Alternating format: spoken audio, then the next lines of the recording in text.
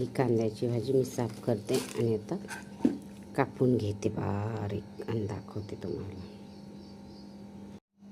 कापून घ्यायची, छान कापून घ्यायची, छान कापून घ्यायची, स्वच्छ धुवून घ्यायची कांद्याची भाजी.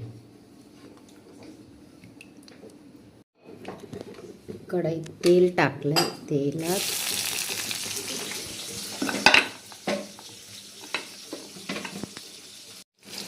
लसूण मिरची लाल झाली का त्याच्यामध्ये मुगाची डाळ भिजवलेली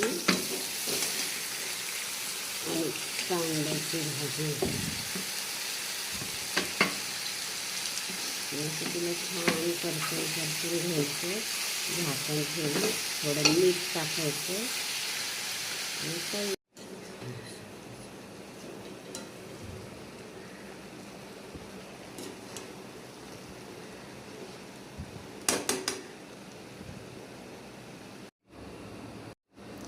तयार कांद्याची पात आणि चपात्या